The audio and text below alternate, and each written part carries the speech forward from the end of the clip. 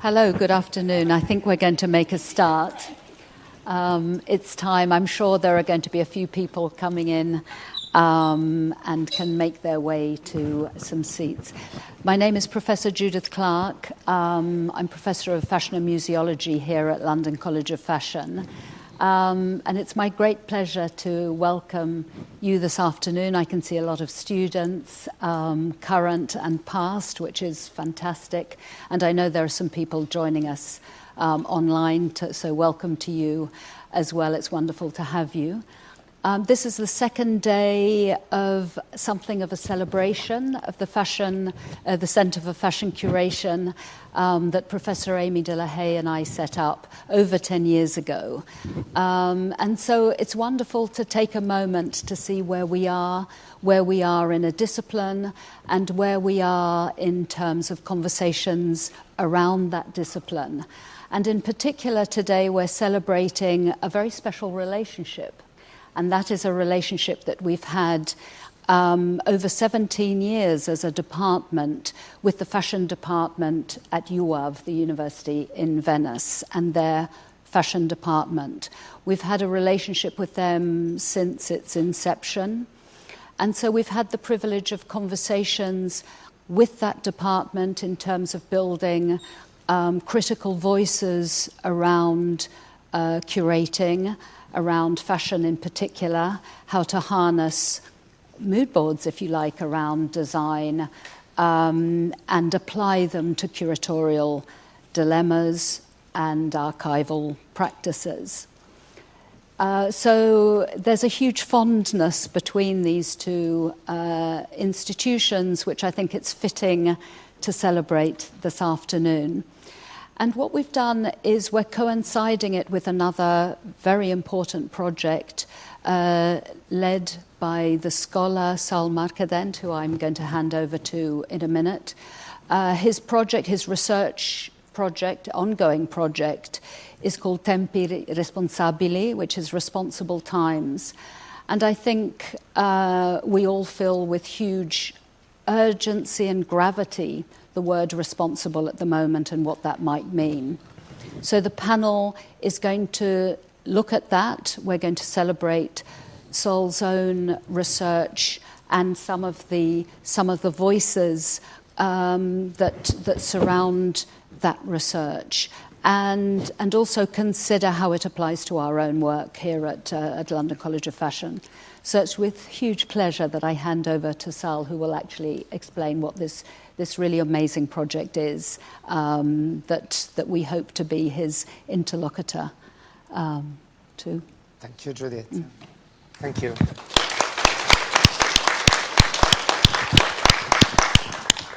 So I try to introduce this project, Responsible Times, thanks to Judith Clark for the invitation and to trust in this project. I'm very happy and honored to be here with us today. I see many students, of course. I see many people I know, practitioners, professionals in the field of fashion, arts. It's a pleasure. It's a pleasure to share with you a small fragment or many small fragments of my research today. It's my first time that I do something like this, and also outside my comfort zone, so my university in Italy. So I'm quite nervous, of course, but extremely happy about this opportunity and this chance to do this today. So I will start reading an introduction to the project because I want to share with you some key aspects of the project, and then we will see some activities related to the project I curated in the last year and also in 2023 in my university in Venice. Today we are together, we are a group of friends, a group of people who share things, thoughts, And I'm very happy to be here with Judith Clark and Ben Wyman from the Center for Fashion Curation. I want to go to the next slide so you can see the names of the people involved in this introductory panel before the conversation between Hussen Chalayan and Judith Clark. So Judith Clark and Ben Wyman from the Center for Fashion Curation in these days, very precious days, this celebration of the 10th anniversary of the center. Gabriele Monti, my colleague at Università Iuav di Venezia, we work together every day, probably. We work with the students in Venice. We teach together also, and it's quite a privilege to be here with him today. And also Jane Howard. Jane Howard is the founder of Archivist Addendum, and before this publication, Archivist Addendum, she did a beautiful project, and the title of the project is Archivist, and 10 years ago, in 2014, she did a beautiful issue dedicated to the archive of Hussen Chalayan. So this is the reason why we wanted altogether a lot to have Jane together with us today to share the concept of the project, and we will see also the physical object, the physical magazine, because we have a gift today, so many copies of Archivist for you. So it's a sort of celebration of the work of Chalayan, of this project also, and of Archivist, of course. So I start to introduce a little bit more about the topics and the key points of my project at Università Iuav di Venezia. Tempi Responsabili, Responsible Times, is a research project started in 2023 that aims to deepen the cultural dimension of sustainability and the responsibility in a social and cultural dimension. A key aspect is the centrality of sustainability not as an added value, but as an intrinsic element of research, design, and education. The ongoing research project is conducted at the Università Iuav di Venezia within the framework of the National Operational Program with the support of Manteco, an Italian company specialized in the textile sector with a scientific approach to sustainability. The research project is part of a broader horizon of studies conducted by the working group at Iuav engaged in the study of fashion and its cultures, as well as to strengthening an accreditation of the discipline in the academic sphere. The inaugural symposium took place in May 2023 at Iuav.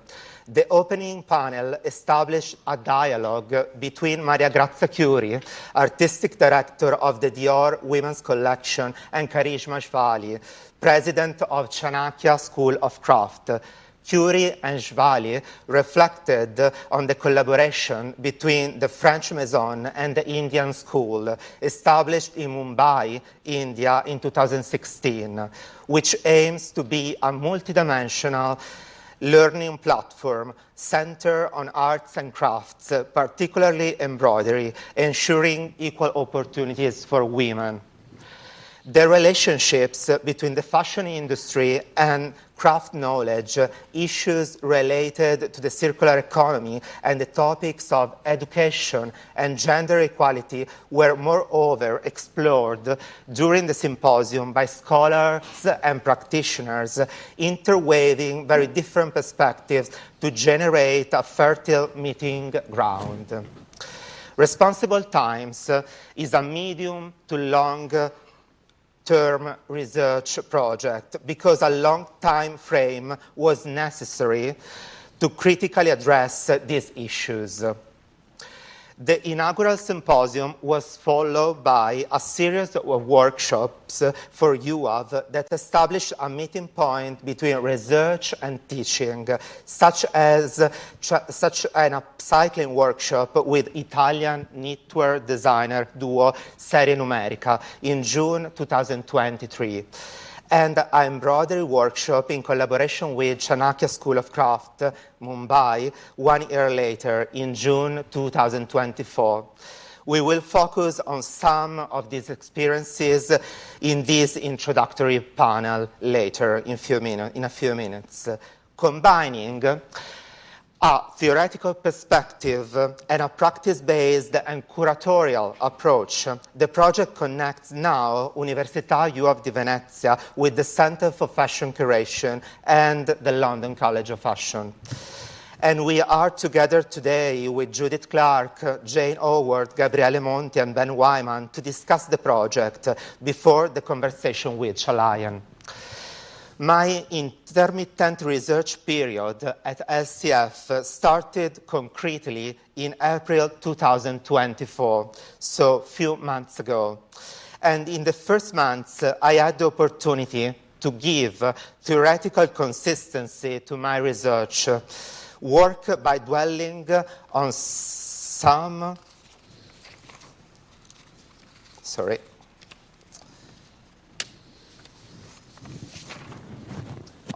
case studies, having a very fruitful dialogue with the LCF library, but not only, also by consulting many materials from the libraries of Central St. Martin's and Chelsea College of Arts.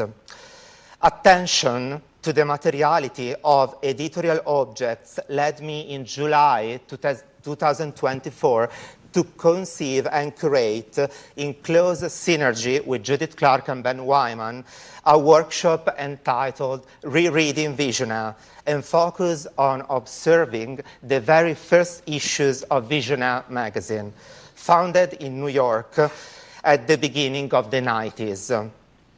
The entire collection of issues, from the first, published in 1991, to the last, the 69th, published in 2020, is preserved in the LCF library now. I will now show you a short video documentation of the workshop made by Robert Live with the collaboration of Alex Marshall that I believe allows us to more quickly get into this project and the intention of this afternoon of study. I will show you, now the video is a 2.5 minute video, so very short, but I hope will help us to enter in the project.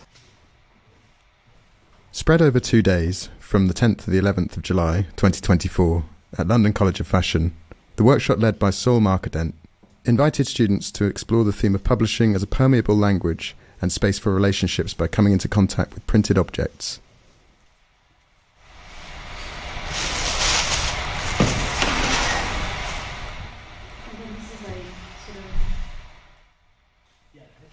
The engagement with a selection of early issues of Visionaire, published from the first half of the 1990s and held at the LCF library, sets the workshop's trajectory.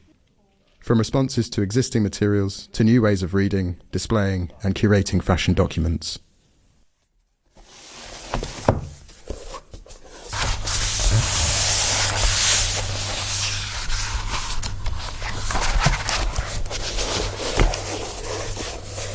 Like in real scale or trace around.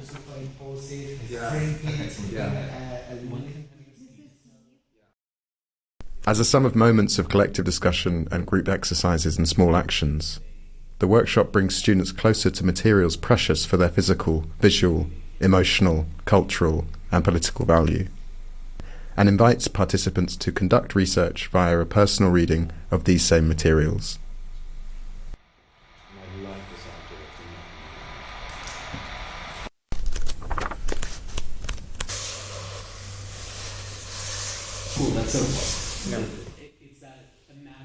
In continuity with the academic work of Saul Marcadent, which is positioned in the intersection between theoretical research and curatorial practice, Rereading Visionaire aims to discuss, deepen, and redefine the concept of cultural sustainability with an inclusive and transdisciplinary approach. It takes it into that sculptural. Like, does that have more impact? And I think it's important to question the reasons we collect, for who we're collecting, and what we're collecting as well. And I think it's really important. Through in-depth editorial reenactments and investigations of archives and print publications that activate communities and spaces, physical and intellectual, where knowledge is practiced with a communal vision of enterprise. And that's where zine culture came out of, and it's also where all of these very art object versions of magazines. At the end of the workshop, students had the opportunity to discuss their exercises and small actions in a shared and collective moment with Professor Judith Clark, Naomi Filmer, Flavia Loscalpo, Caroline Stevenson and Ben Wyman.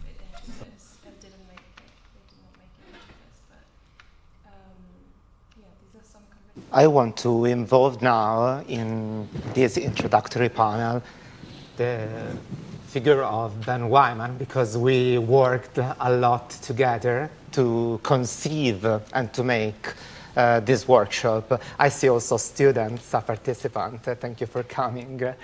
I have to thank, of course, Robert Lai and Alex Marshall for making this video. We worked a lot in collaboration because it was really important for me to translate and to put in the video also the materiality of the objects.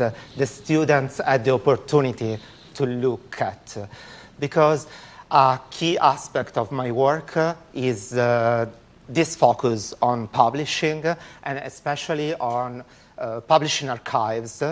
And it was really important for me to focus on a publication now in a hiatus, because the last issue of Visionaire was published in 2020. Also, the Instagram account is not updated now. And so I wanted to use this opportunity to work with the students to reactivate an archive with a sense of responsibility, with the strong history of the magazine.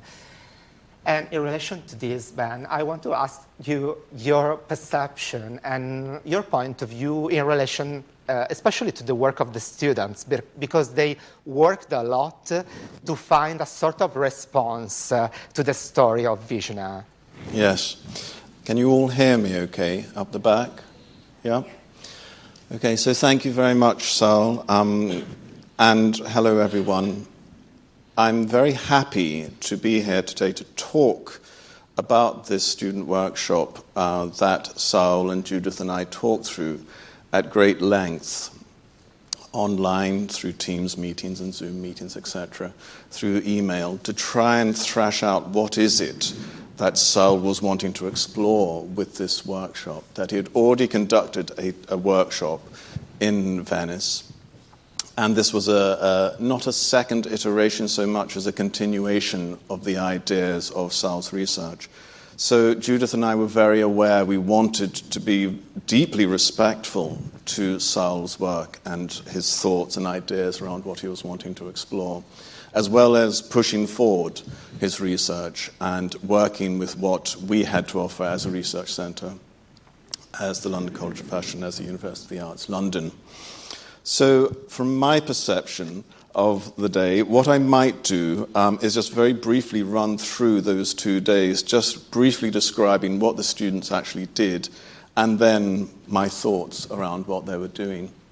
And for some reason, I've noticed, I've spotted 2 students in the room that were at the workshop, and I suddenly feel very humbled and also very nervous talking about the work that they were doing. So please forgive me if I get something wrong, students. So it was a 2-day workshop, as you heard.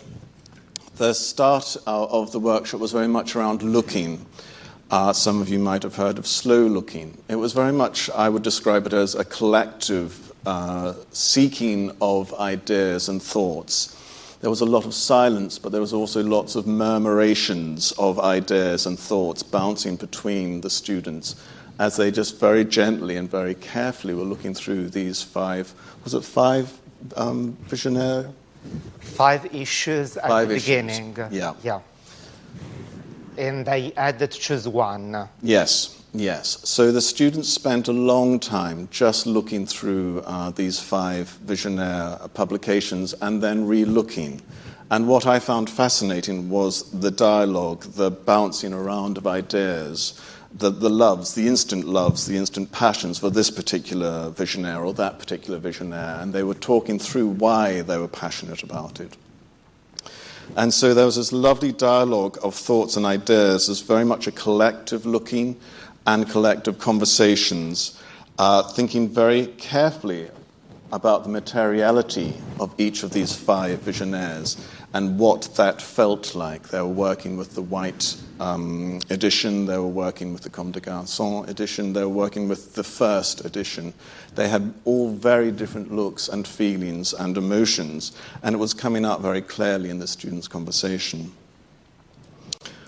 They then went on, as Saul described, they needed to select one copy, one edition of Visionaire to base their ideas on, that they would add. The culmination of the workshop was a reinterpretation, an object, some writing, whatever it is that they felt they wanted to explore through reading, the slow looking, the slow conversations, the collective thinking, and the unbounded thinking through and about these visionaire publications.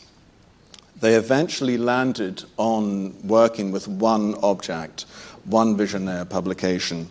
I won't go into the conversation around that because it was very respectful, but there was a lot of push and pull.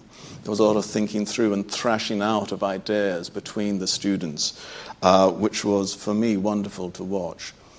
From there, they went into ideas generation, thinking through what is it that we want to produce, how do we want to produce it, what do we want to say, what is the purpose of this thing that we're going to be creating.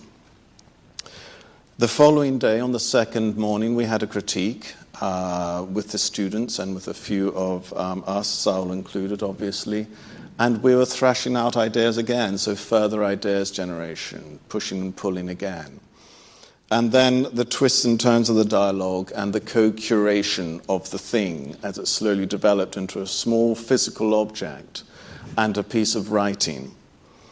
And I just wanted to read just a small, tiny snippet of some of the sentences from the writing. I won't read all of it because we don't have time. And I hope the students don't mind me reading out this piece of writing, but I think it is vital for people to hear just some of the thoughts and ideas that were emerging as they were thinking through their responses to Visionaire.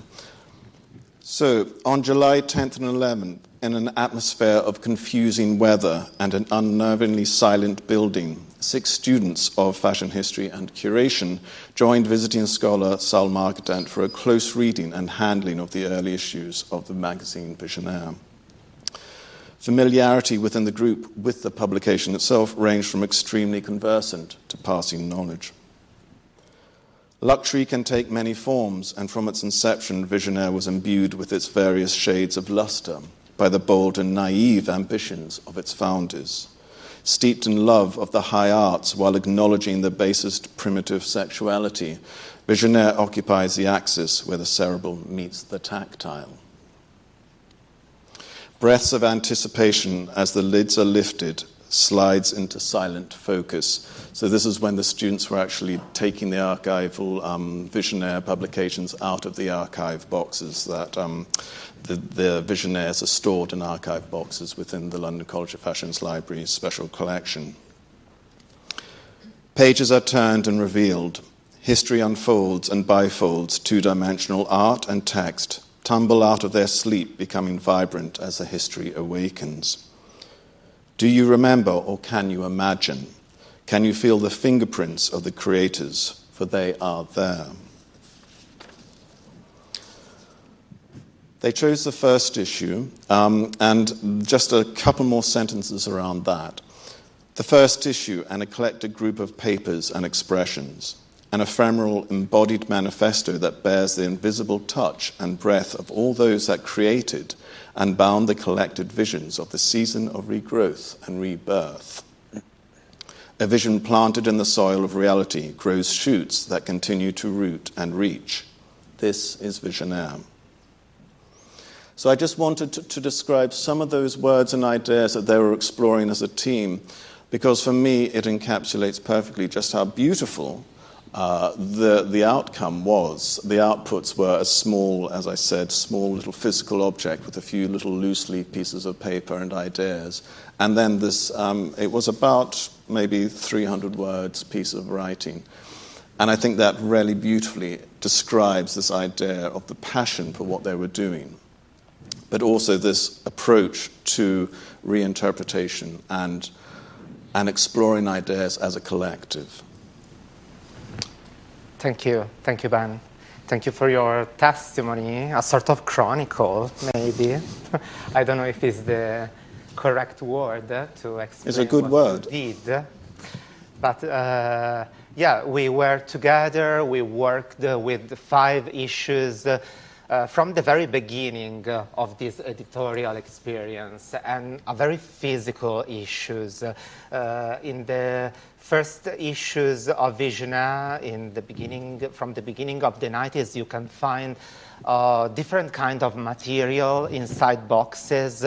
For example, in the video, we put a lot of attention of this issue. The title was Erotica, is Erotica, and is an issue about sex with many drawings, but also you can find pieces of textiles inside the boxes of Visionaire. So I think is something very concrete and can stimulate the imagination of the students and of the people in general, our imagination. And I want to skip now to another project, to another activity related to responsible times, because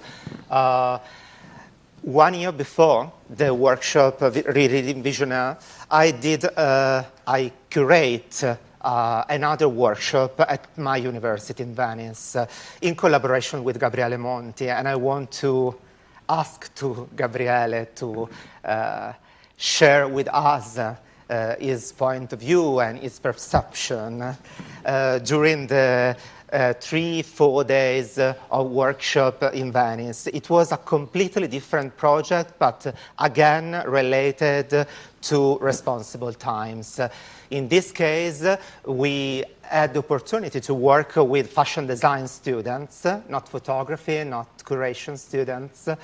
And the idea was to create a space for fashion students to think about upcycling and recycling in collaboration with a duo of designer, knitwear designer. Serie Rumerica is an Italian duo. And I invited them to share with the students their work and then to create something with them. We can see in this image one student wearing a sort of flag with the title of the project, because the idea was to put the graphic design inside the imagery of the workshop also. And then you can see other images related to our spaces, of course, in Venice. This is our university. And you see also the starting material for the workshop. And I want to ask to Gabriele, what do you think about this workshop, this approach to responsibility and sustainability in fashion design, working with fashion students from your point of view? So a professor working with fashion students in Venice, and yeah, please. The professor thing makes me laugh a little bit, but then again, it's fine. You are. Yeah, which is the laughing part of the whole thing. But thank you, Saul, and thank you all for being here. I think that what happened when we organized the workshop in Venice is pretty much what's happening today here, and it's about creating environments and spaces where people feel free and safe to collaborate, take risks, and I think that's a huge part of what I believe is an interpretation of an idea of sustainability that is also a cultural one, and it's not just about processes and techniques and pollution, which are huge issues, obviously, and for our fashion design students in Venice, very important matters at the moment. But it's also the idea of creating environments that give a new meaning to the word sustainability in relations to working, which is thinking, which is creating, which is co-creating, which is also curating. And that's, I think, why I believe the work of Saul is so very well connected with what happens here at University of the Arts, London, at the London College of Fashion, at the Centre for Fashion Curation, because again, designing sometimes is about curating, and also curating with a sense of caring for things, taking care of things. And what I believe happened during the workshop was that no one came to teach anything to our students or to us as a community, as a group of teachers and professors. But the brand that Saul decided to invite, which is called Serie Numerica, attached, there's one word, which was founded in 2009 by a duo of designers, Maria Di Ambrogio and Stella Tosco, was the idea of sharing their story together with the students and bringing inside this space also a huge factory, which is Manteco. So we had different levels of dimensions, of scales inside our university. Manteco gave materials, Serie Numerica brought their knowledge, what they do in knitwear. They have an amazing collection, and also they believe that the place where they work, which is outside the so-called fashion trajectories in Italy, because they work mainly in Turin and so not in Milan or even in Rome. They have a place which has become a lab.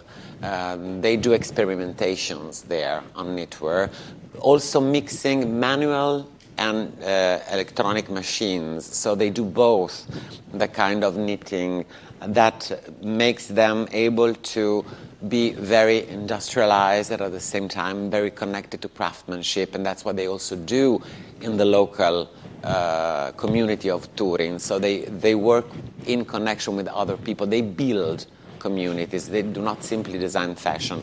And what happened during the workshop with our students is that they simply created this kind of space even inside our university. And so it became a moment of sharing, of creating something new, putting something in discussion, having questions, new questions. But it was the same for them as designers as it was for the students who organized and realized these things. And it was interesting because what you see in the images, the amazing images that Saul has selected, is that... Sorry, Gabriele, by Alan Keyes. Exactly. That's what I wanted to... sorry. That's what I wanted. He's always correcting me. He never trusts me. That's what really happens in Venice. I was also being so serious. I was making such an effort to be a serious person. Oh my God. So now you know.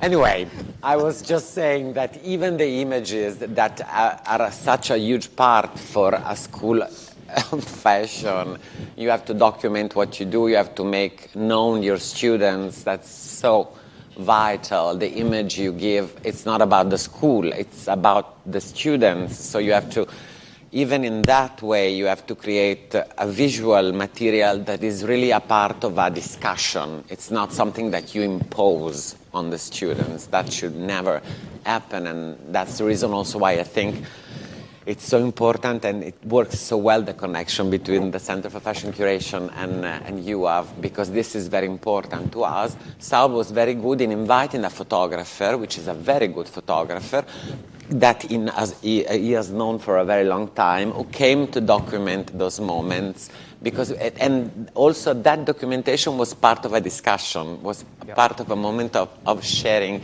And I think that's what Saul says, don't correct me even now, is that, and he's going to do that anyway, he's going to tell me something afterwards. It's the same way he thinks about magazines and periodicals, spaces for relationships.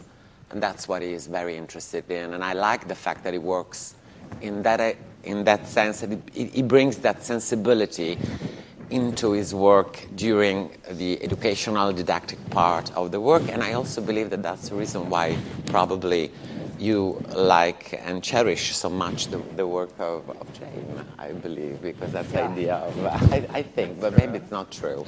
I don't know either. But I thought it was a thought that crossed my mind. So that's... Thank you, Gabriele. Yeah, I think that photographic documentation, video documentation of the single activities is very important for me and for a Responsible Time project. You saw the video before about the workshop at LCF, and now these images. I like to share the project and the concept of the project with practitioners and people, friends. I feel close to me and close to the goals of the project. For example, Lorenzo Rindori is the graphic designer of Tempi Responsabili, Responsible Times. So he made all the visuals for the project, and we worked a lot together making the graphic design and the visual identity of the project, because also this part is really crucial for me. Also thinking these activities like workshop with students as a sort of magazines in a way, spaces for relationships. I love magazines like Archivist, first of all because they are spaces of relationship and a polyphonic project. You don't do a magazine alone, never. You do always a magazine together with the people you like in general, contributors, founders, people involved with different roles, art directors, graphic designers, photographers. So I go with this image now because we enter a little bit more in the conversation between Clark and Chalayan after this introductory panel. And I decided to show you some pictures I took showing you some double pages, this is the cover, of an issue curated by Hussen Chalayan in 2002, so many years ago. And it was a very special moment for Antwerp. And this is the third issue of a magazine curated by in 2002. And Hussen Chalayan was the guest editor of this magazine. And you can see here the cover. And I will show you some double pages to go then to talk about Archivist. I think to this magazine as a sort of link between what we said before and your intervention, your contribution, Jane, today. Because I, in these days, starting to think about today and this introductory panel, I thought that was a good starting point for the conversation to discuss a little bit about this issue. And I read something. I don't want to lose some words. So it's just a small piece. We now move gradually from the introduction of the Responsible Times project to the motivation that led us to build this afternoon of study around the conversation with Hussen Chalayan. I started by looking back at another archival editorial object as Number C, a magazine curated by Chalayan in 2002. Through this magazine, Chalayan accompanies the reader into a space filled with conceptual references, and the monographic issue becomes a survey of the senses and perception. I think to this printed object as a conceptual and visual adventure with an intensity and rhythm.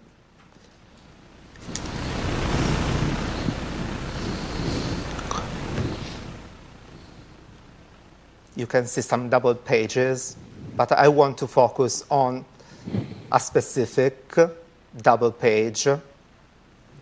This is Nick Knight working with morphing on faces. And I want to focus a little bit more about this double page and this content of the magazine. One of the items is a transcription of these conversations, Chalayan's conversation with Marine, Katty and Hans, three people sharing the condition of blindness. These conversations are accompanied by their portraits, in which they wear clothes they have chosen by touch. On the cover on Number C, Chalayan has the letter C overprinted in relief, like Braille, and chosen an image, a coffee cup with coffee grounds in it, that is a symbolic and intimately connected with his own story. Chalayan wrote, "In countries where exercising one's imagination is a part of culture, children are introduced early onto the reading of coffee grounds. It's an exercise in thought and perception." And I want to invite Jane to share her project focused on the archive of Chalayan, starting with these words by Chalayan, because I think there is something in connection, this idea of talking about imagination, perception, and also in the case of archivists and the issue you made in 2014, this idea of find a key to make an interpretation of an archive, to look at something with a specific point of view, a personal point of view also, with a personal touch and with a strong intensity. So I want, Jane, to ask you to share with students and the audience your work and how you did this work 10 years ago. Thank you. Thank you. I'm going to read from this to start with because I've never spoken in front of so many people before, so I'm really rather nervous. And when I look up, I cannot see anything. I love it. Okay. I'm going to start by talking about Archivist Chalayan project, which was shot between November 2012 and January 2013 and published in 2014. I'll then go on to talk about why Archivist and later Archivist Addendum came into being. Chalayan Archive was our second issue. The first, issue 0, held a more traditional format with numerous shoots, projects and text. The aim was to set the tone for future outputs, to have something real to show photographers and designers our level of work. For the second issue, I wanted to focus on design and portraiture. Structurally and aesthetically, I wanted the issue to be one giant fashion shoot, a study on design with the photography doing the talking. I chose Axel Holt as the photographer, having worked with him for issue 0 with Shelley Fox. I knew we had a strong rapport. I enjoyed his mind and how he worked shooting on film, shooting Polaroids, placing them on the wall, taking time to discuss what was happening, where we could take it, and always delivering to a stunning level. Initially, I wanted to show the evolution of design within Hussen's work, from the hardcore showpieces to what would be considered sellable.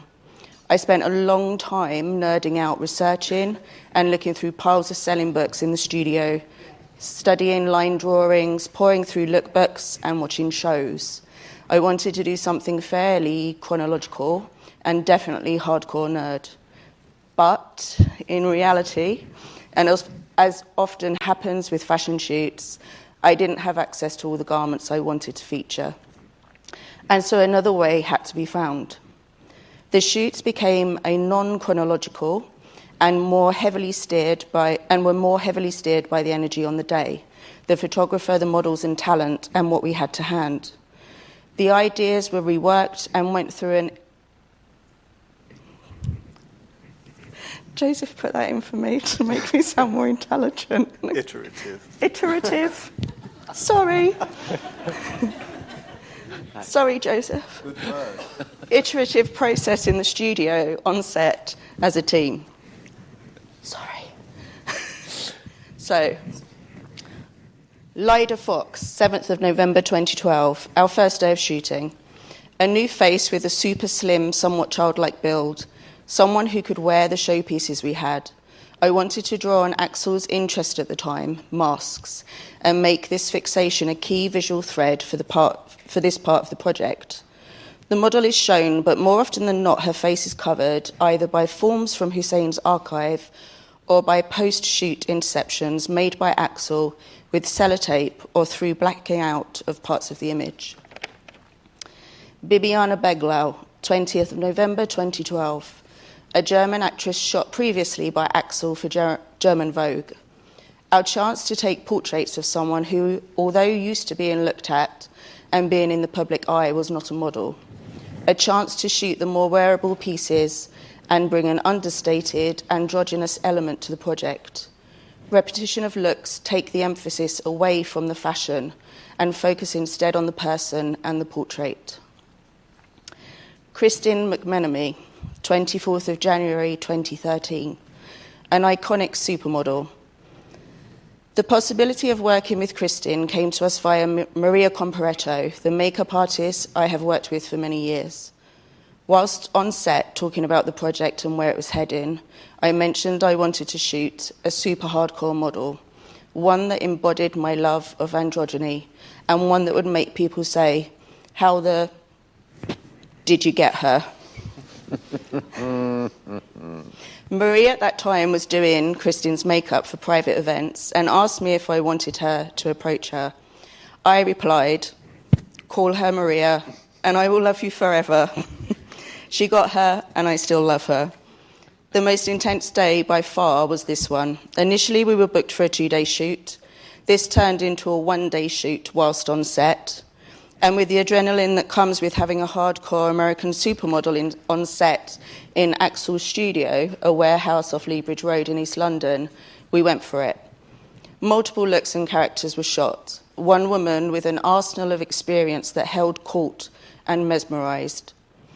When you work with a true model, it is like being with a silent actress. They embody the clothes and know every millimetre of themselves, their posture, composure, expressions. The day ended with a blowout look, with Maria and Axel taking the shoot to another place, heavily led by Kristin.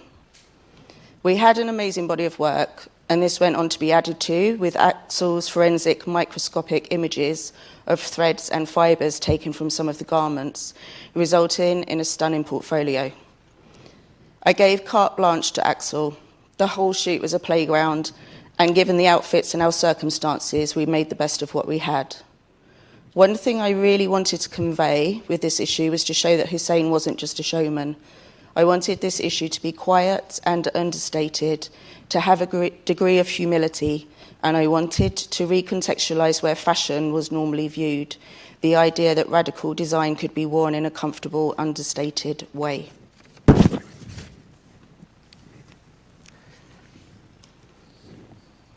Okay, thank you, Jane. You're welcome. For this chronicle again. I want to ask you about the making of the issue and also your relation with the people involved. You said something during the the reading. But, for example, Dalcoda is now with you on the new project, Archivist Addendum, that is a new a sort of life of your publication. And how the magazine, the publication, probably it's a quite weird magazine. It's not a real magazine, but it's more a publication, a periodical publication, not like a magazine. How you develop the project from Archivist to Archivist Addendum, and are you also working now on book, other publication to expand the idea of your project from a magazine like a publishing house, a small publishing house? So can you share with us something about your thoughts, your way of work also, and the development of the project? It's 10 years. Yeah, I initially started Archivist because I'd worked for Pop Magazine, Katie Grand and Arena Home Plus, where you have to shoot credits for advertisers. And when I left, I met Michael Harrison at Condé Nast, and he said he wanted to do a project. And at the time, I'd shot Shelley Fox's archive with Axel because she was selling it off to move to New York. So we just took the opportunity to take some photos, but with no reason for doing so apart from recording what we had. And it kind of, my agenda was to stay away from what I'd been doing as much as possible because I hated it. And so I really didn't want to feature any advertising at all, which is completely naive because that's where you get your money, but also idealistic. And I wanted to be free of other people having a say on what you actually produce and do something that you love. And my love was design and photography. So the initial issue 0 had multiple parts to it, but the issue for Chalayan was just the photographs and a foreword written by Judith. So I'd worked for Hussen in the press office many years ago in 2000. And that's where I met Judith, so I worked for Judith also. And then we went on to do 2 more issues. One was, again, multiple stories and shoots. And the last one we did was for Chloe with Judith. And at the end of that, my relationship with Michael broke down, like a divorce. And I kept... Dal and I started talking about what maybe we could do, both legally and trying to be really good. So I wanted to carry on what I was doing, but I didn't want the confine of a bound publication because it causes lots of problems in terms of the size of pages. And I wanted it to have more freedom. And then Judith approached us with the Courtauld project, which was a perfect chance to take so many different elements. So everything within that is basically ready to go to print. It's all perfect, but nothing is bound and nothing is finished because we had really limited funds. So it's an output of content to the highest possible quality, but with no binding, no covers, no anything.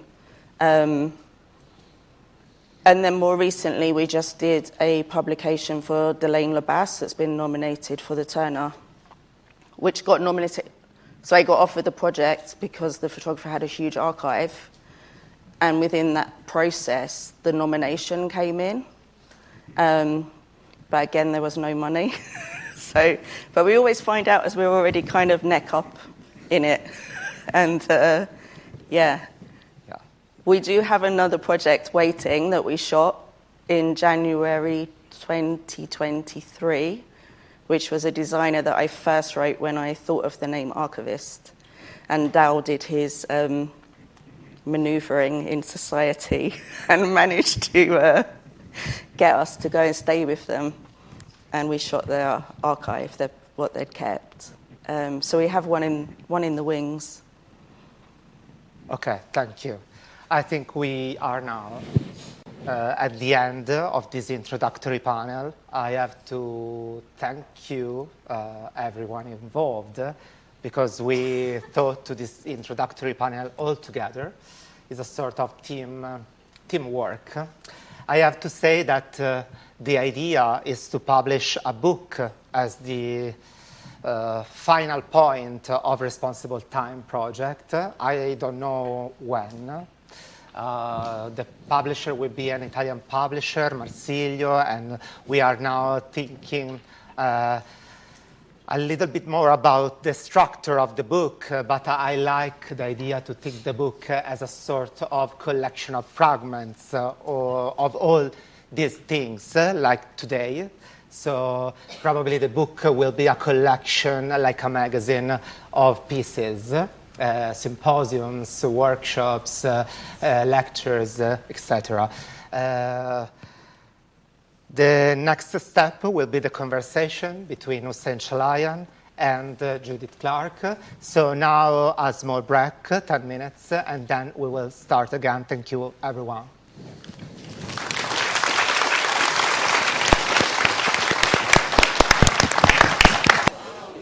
Hello.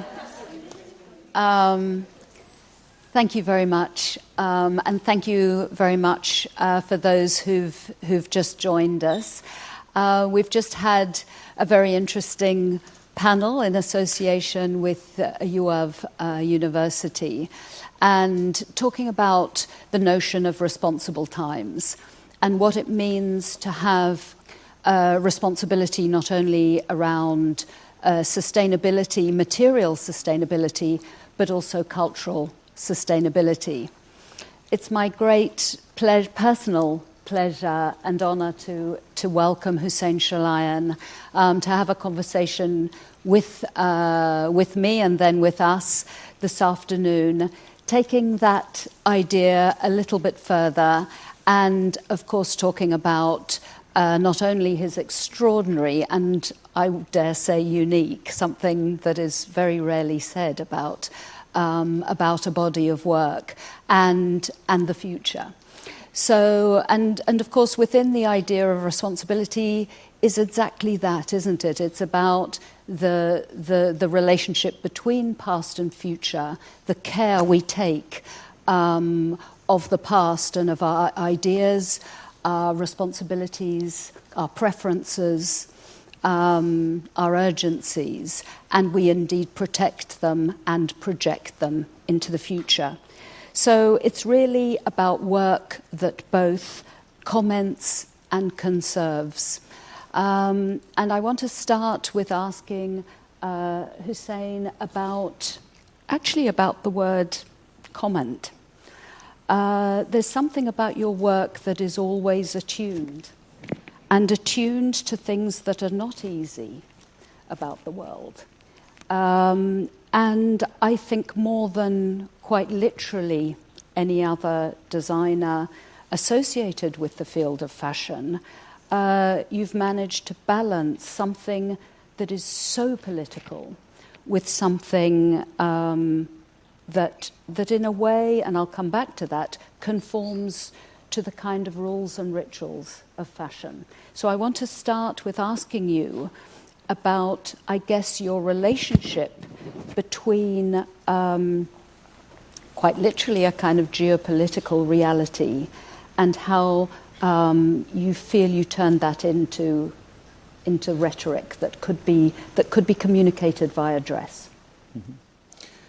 I mean, I guess it goes back to my whole reason to go to St. Martin's and to study fashion, because originally my family really wanted me to go into architecture.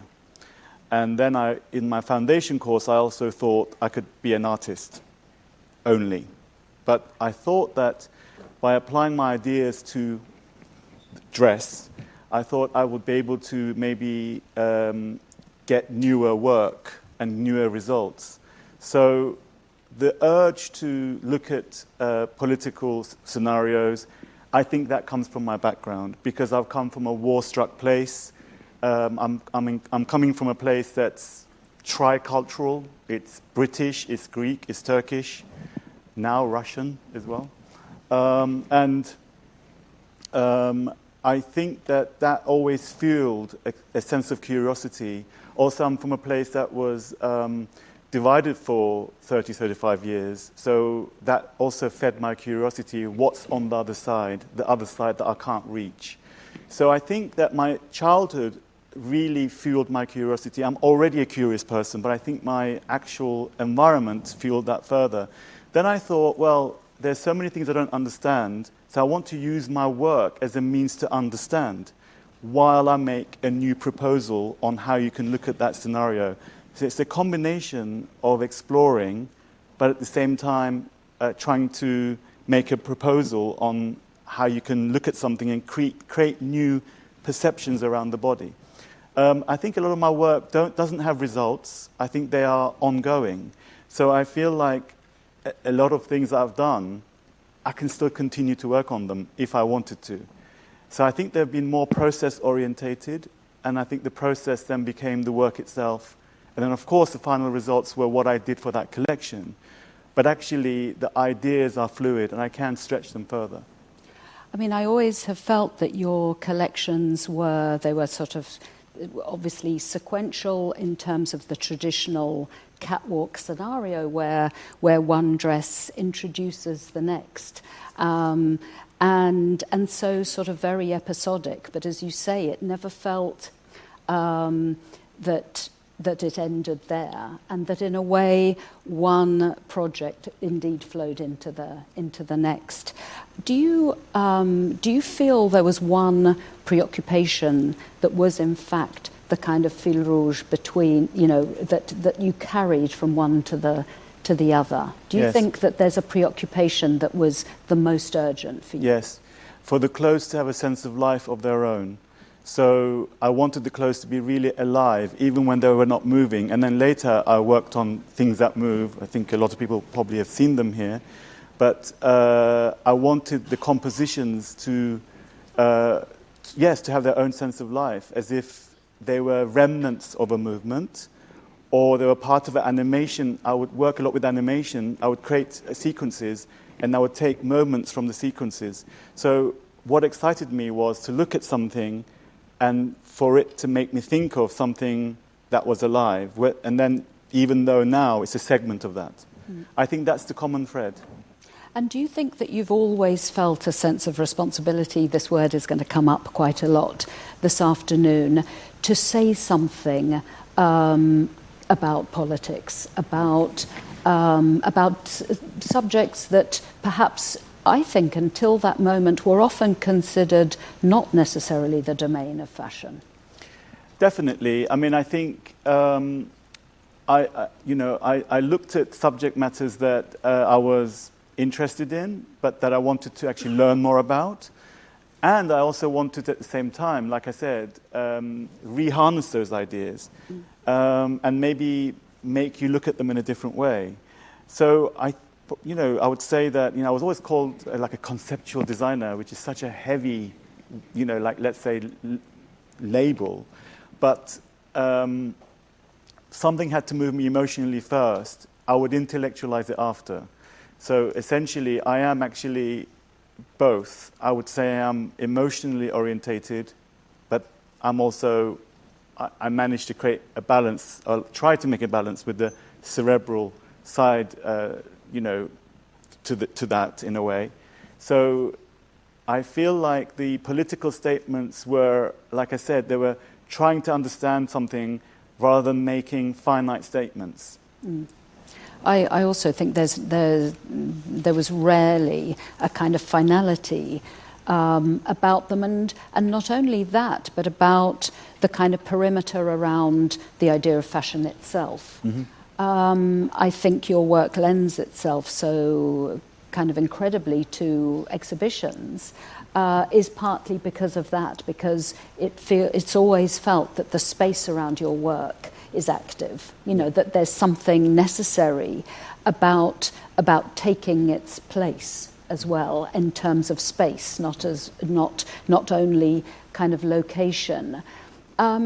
We're hosted here by the Centre for Fashion Curation, so curating is one of our preoccupations.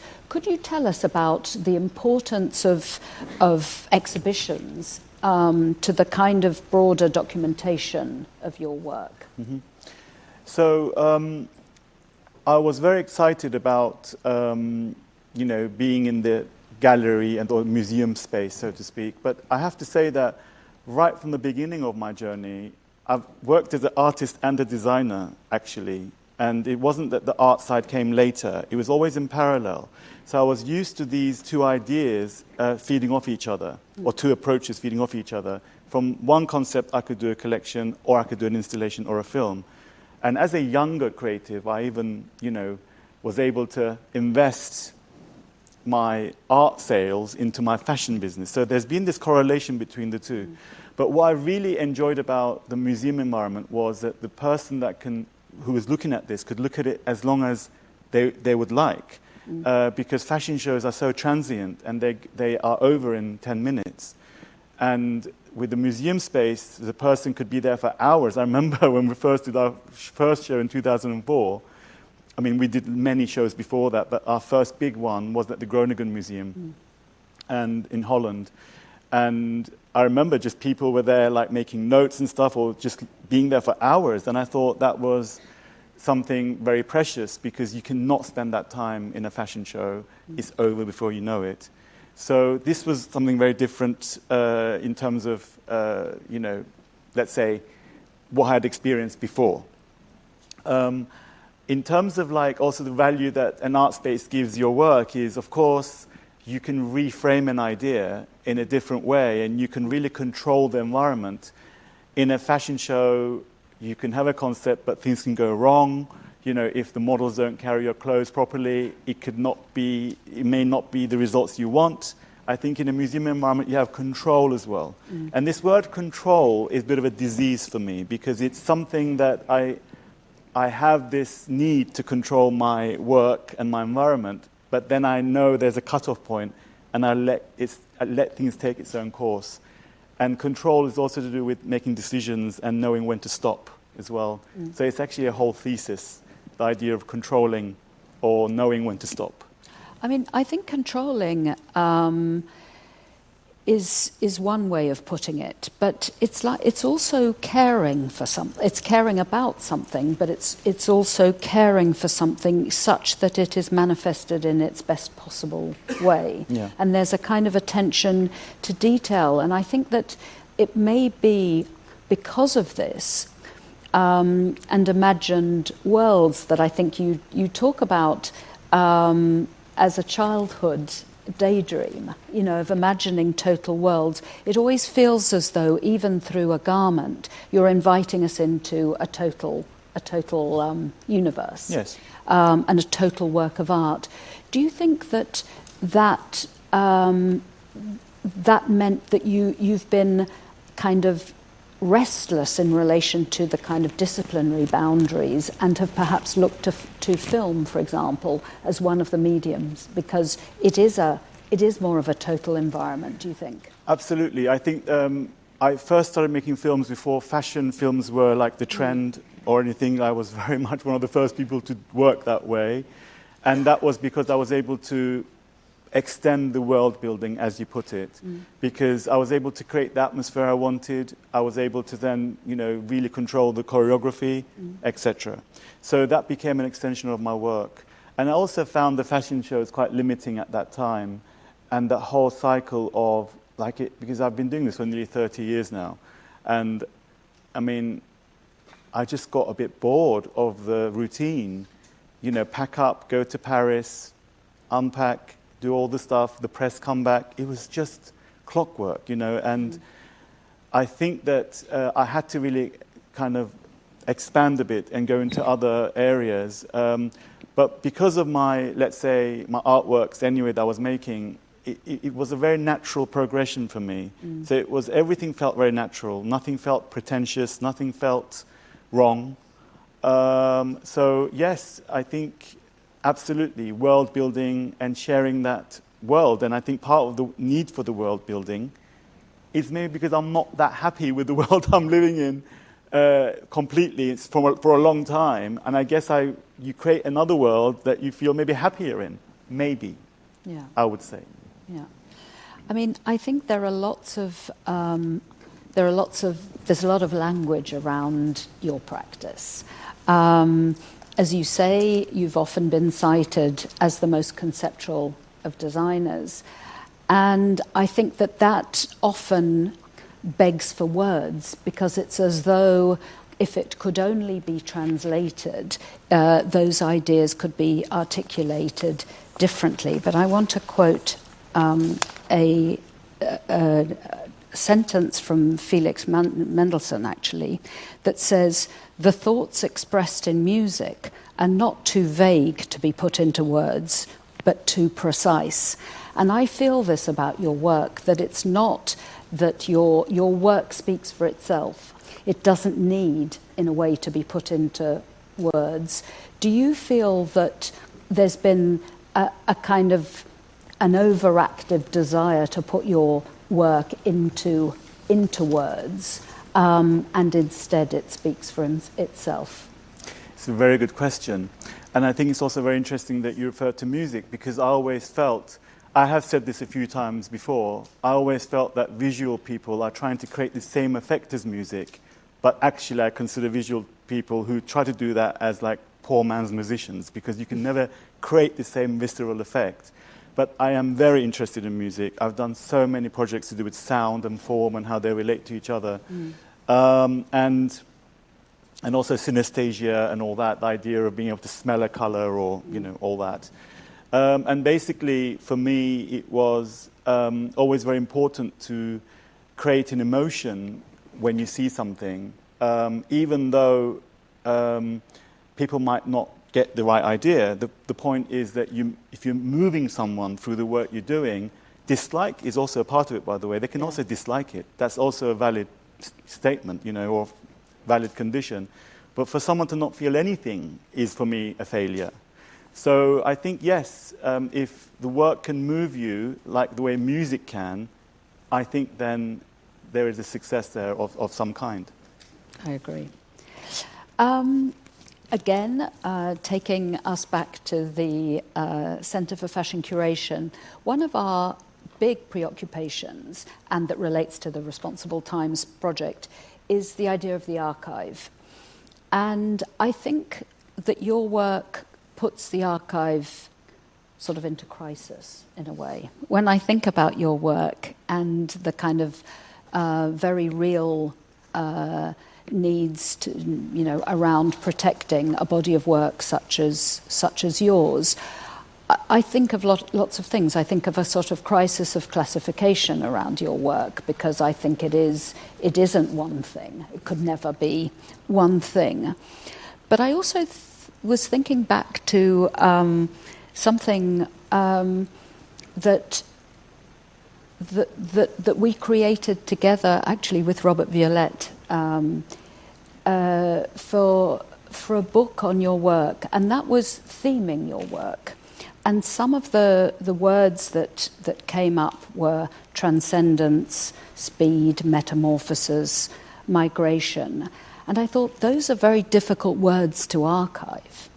How do you archive something around that? And I looked again at some of that documentation, and I was thinking, well, the importance of light.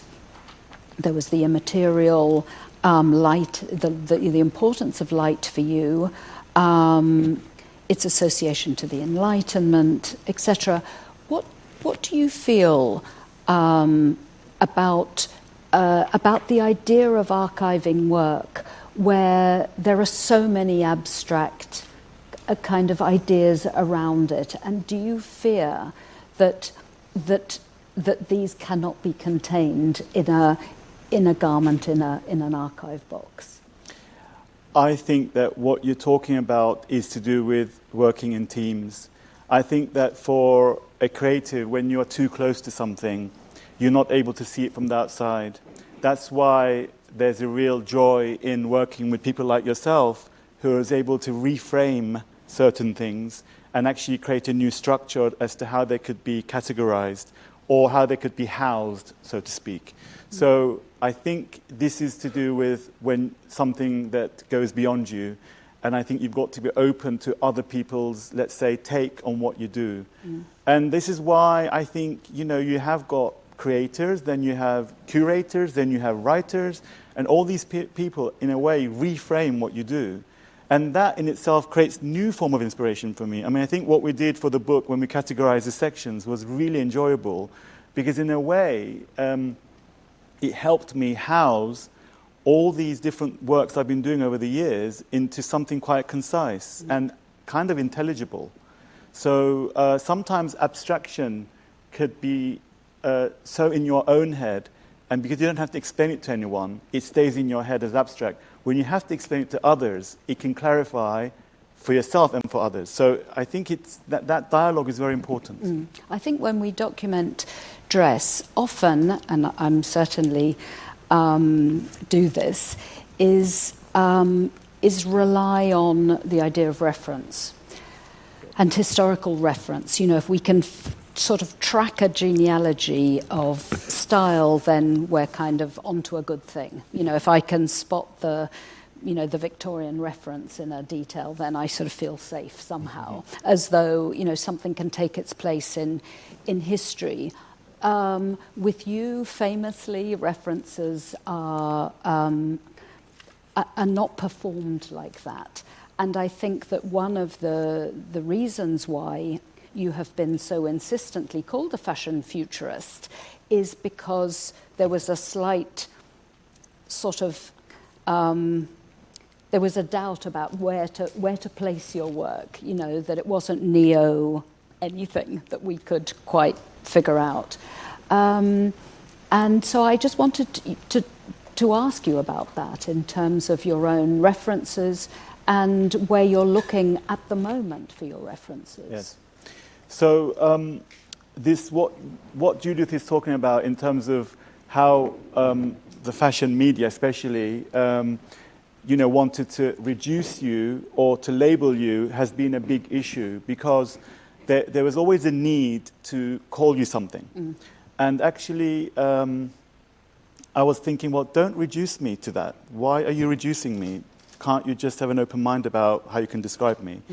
And I think for me, taking risks was very important. I've been a big risk taker for a long, long time. I still am. Because I felt if you don't take risks, you're not going to do anything new, and you have to allow yourself to fail also. So this idea of not allowing failure is a mistake. I think you need to make mistakes to actually learn from it and actually to improve. So also I felt that, yes, I felt quite isolated in the sense that at the time I was doing shows with Alexander McQueen and we were always compared, like he was like the more Baroque one, I was a more playful minimalist, whatever. And then he got investment and he took on for another journey. I went into different scenarios. But basically for me, I started to stop caring about what people said and how they described me, because I felt I could just get lost in it, and I couldn't continue. So I decided to ignore it and basically just went my own way.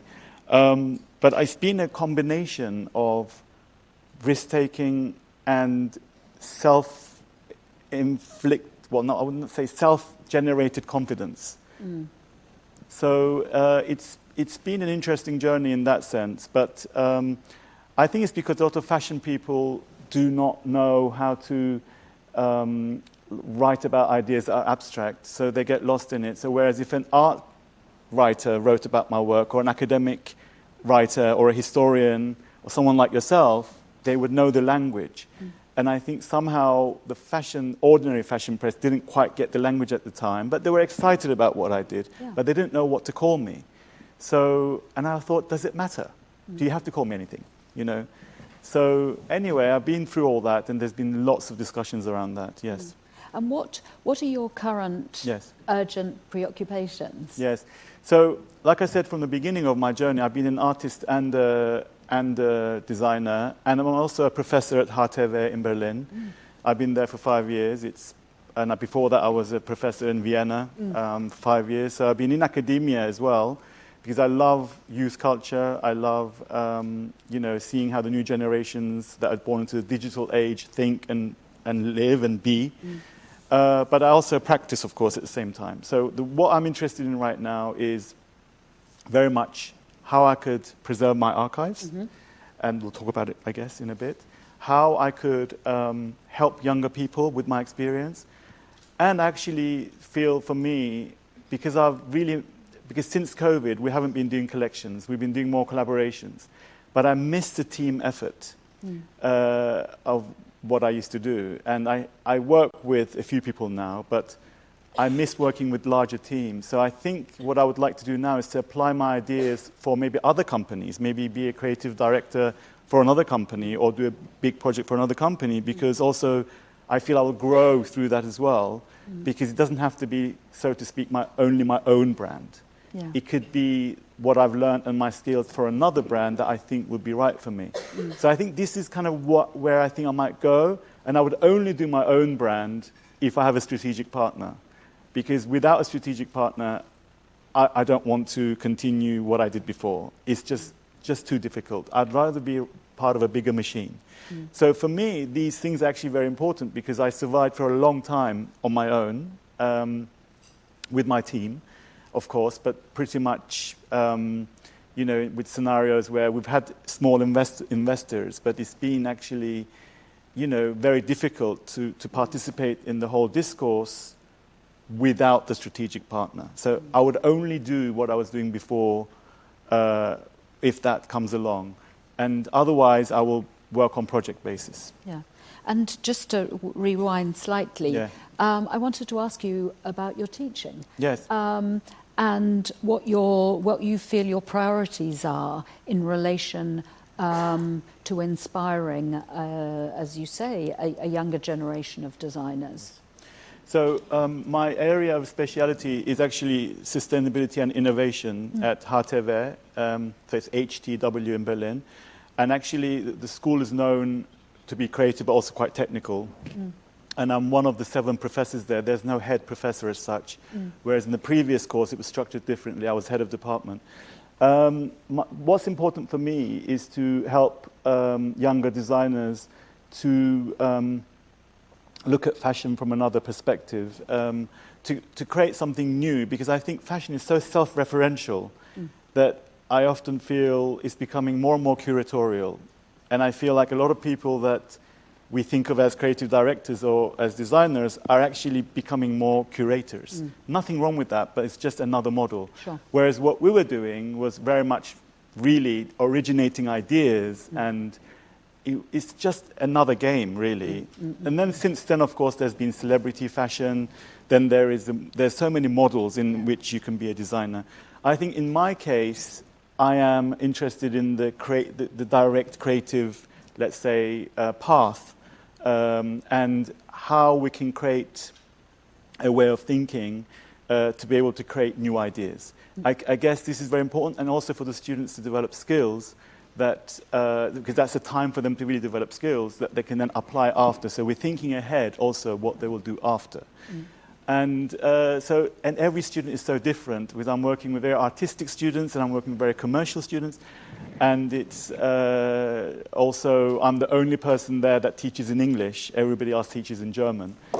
So it's very interesting. And to teach is to learn. I learn a lot because I have to clarify my ideas, but I'm also looking at how they're living, and I learn from that too. Yeah. And what about the word sustainability, which obviously covers a multitude of attitudes? When you say that this is important within that course, what do you mean by it? Basically, the course is essentially the modules I'm teaching are essentially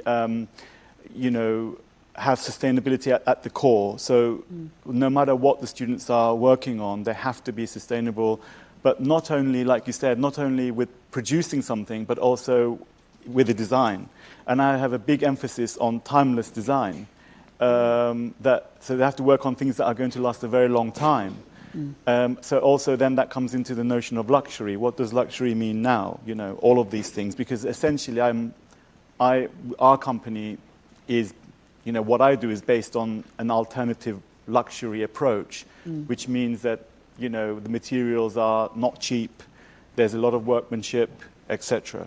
So I would say it's to do with also using technology as a means for sustainability. You know, how you can make things without wasting water, electricity, and all the sources. So there is a whole kind of way in which I structure it.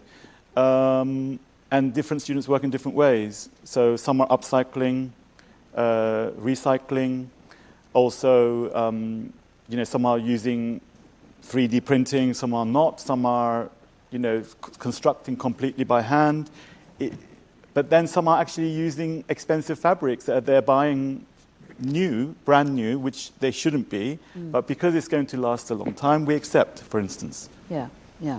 I mean, I think that the sort of extension of life is important, isn't it? And that's where there's a kind of, be it the extension of life of the primary material. So it's recycled.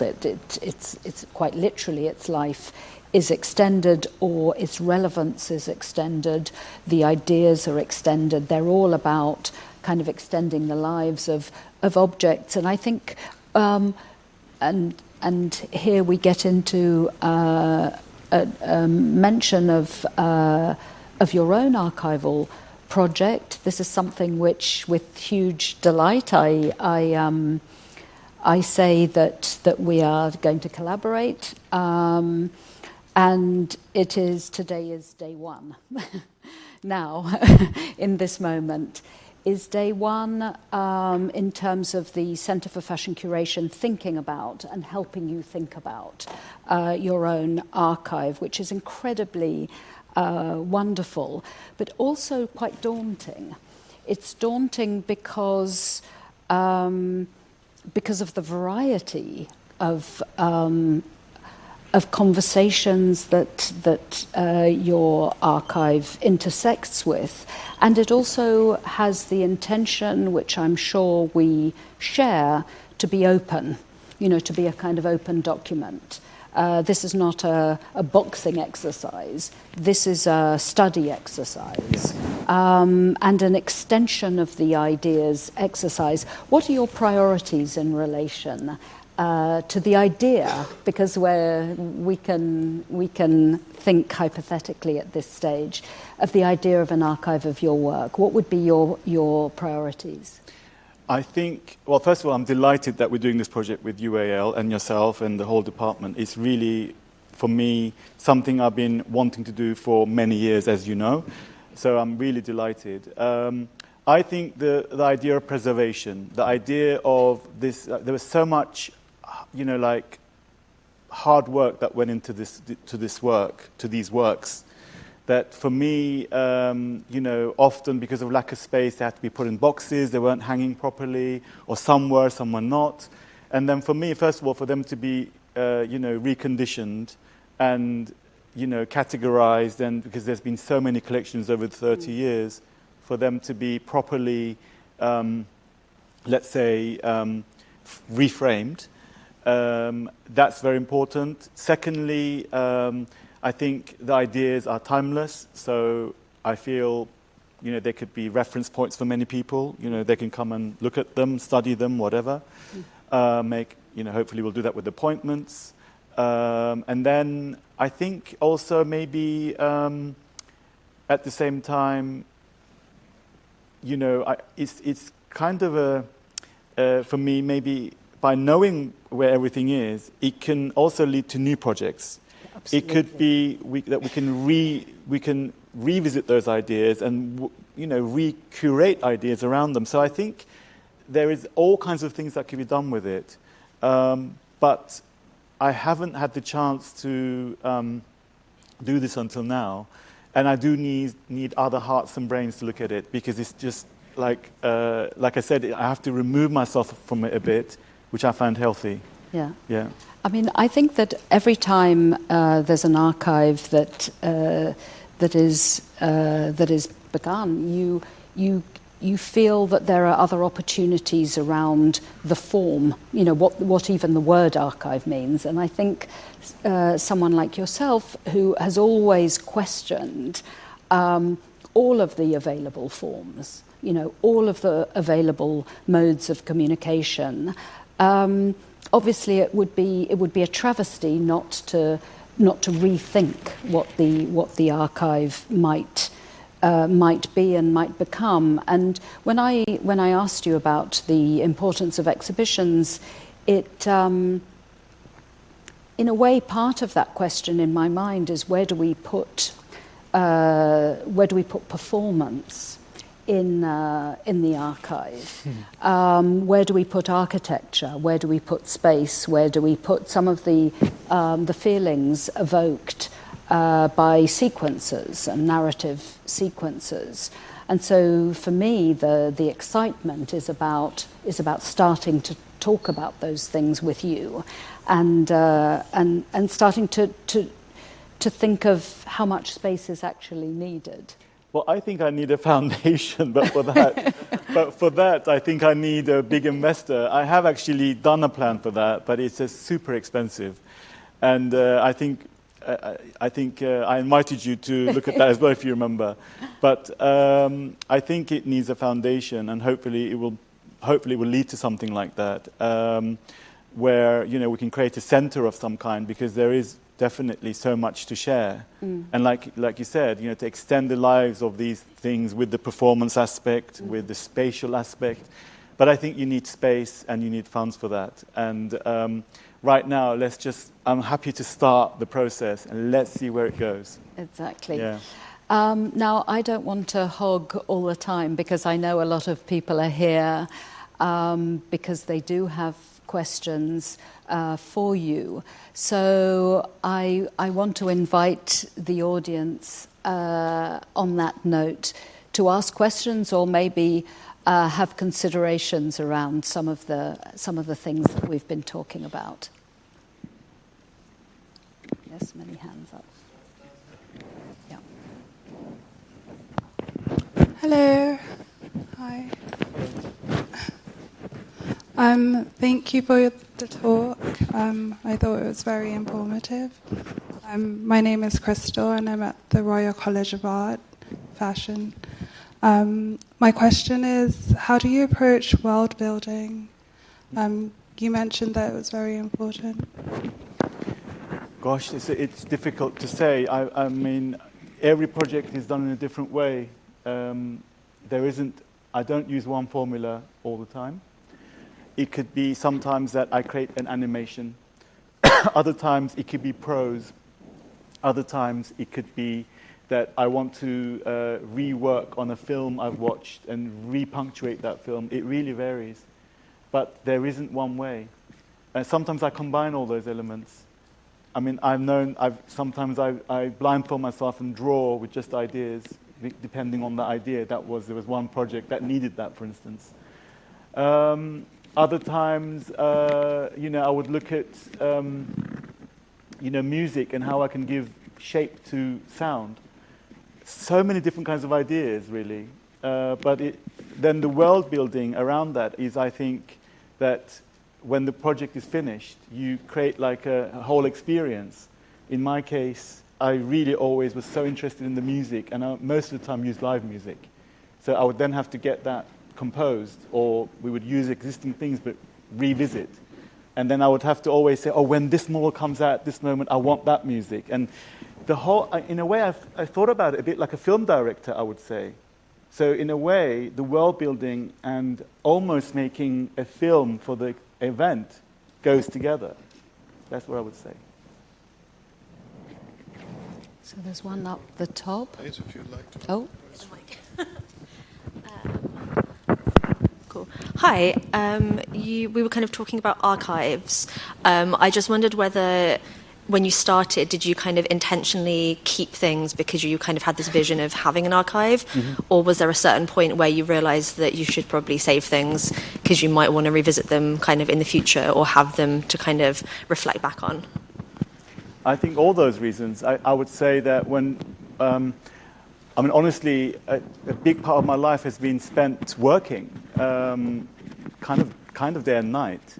So they're your jewels, aren't they? So you then think, I have to somehow look after this and revisit them or share them with other people, whatever. So yes, I'd say all the things you're saying is valid. Yeah, and I knew this day would come. I always felt it. So yeah, I would say I used my instinct. And then I thought I would save those things. But so many things also got nicked along the way. This happens to every designer.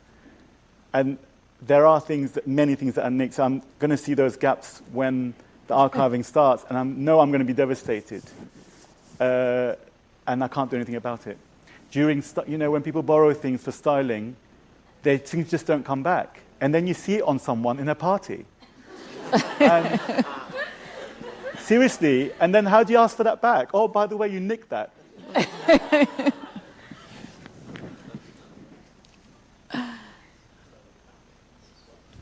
Sorry. Yeah. All right. Okay. Sorry.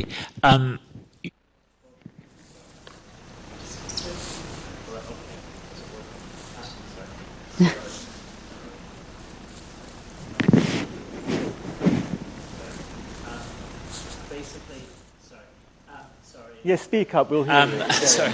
I found your talk fascinating. You've really inspired people in my life. Like my mum saw your work with me in Paris years ago and still talks to this day about what she felt about your work. Your work is very personal. It's very moving. The students that I've taught over the years have been really inspired by what you have projected to the world. What I really want to say is, you talked earlier in your conversation about the importance of words and how people's words reflected different feelings for you in what you've created. If you went back to your archive, because you talked a lot about the archive, if you had an invisible pen and you could write something that could be discovered later on in the archive, what would it be and why? A piece of prose, you mean? Some text?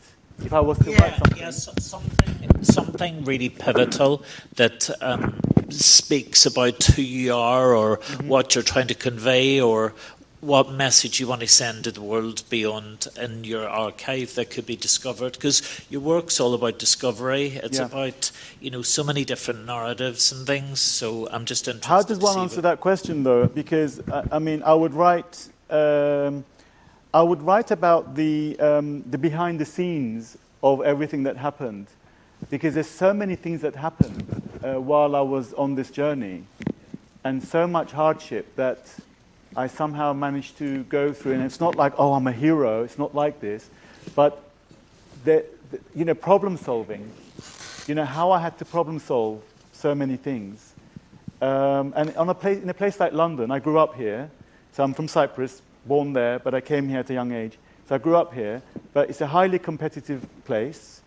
And at the same time, I love the fact that I grew up here, but I have issues with it too. So I would write about all the behind-the-scenes difficulties that we've had, but they have always somehow worked out, but that people don't know about because they just think you're a designer and you do all this and it's all fine. It's not. It's such a difficult journey.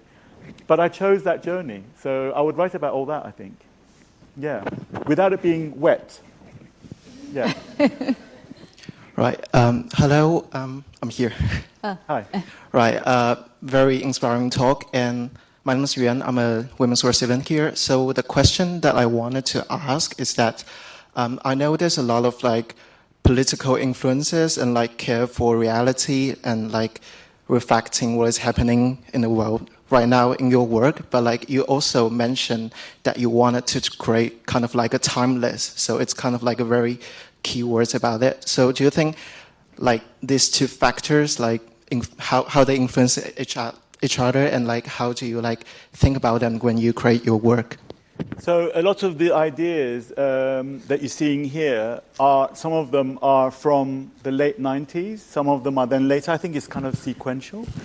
So I was writing about this, I was working on displacement, let's say, in the late 90s, to do with Cyprus, where I'm from. But then you see that that's kind of happening now in other ways, like in the Ukraine or Middle East, whatever.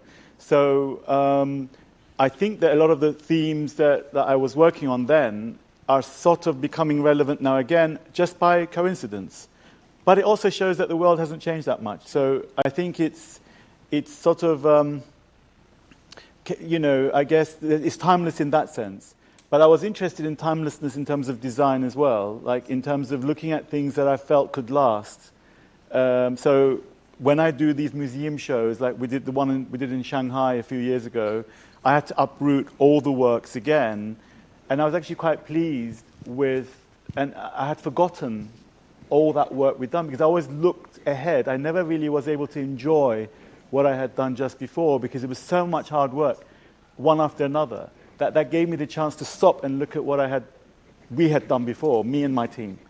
So, and it's very difficult to explain what timeless means because I think it's to do with maybe ideas that are not that specific to a trend, or so it's to do with maybe my own trend that I create or my own language.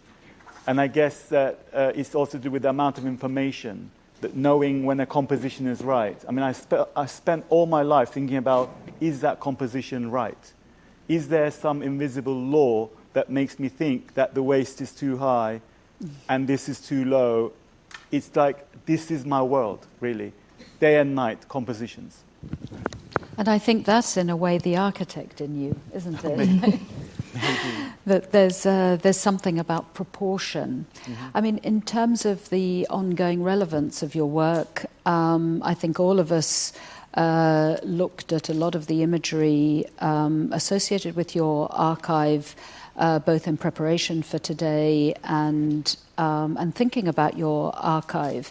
And it really struck me that looking at your perhaps most celebrated collection afterwards, or most documented, possibly, collection I found almost unbearable to look at because of the current political situation. Right. You know, that there was something so relevant and moving about it that it was actually very difficult to look at. Mm-hmm. Quite literally, the idea of people, taking their belongings with them.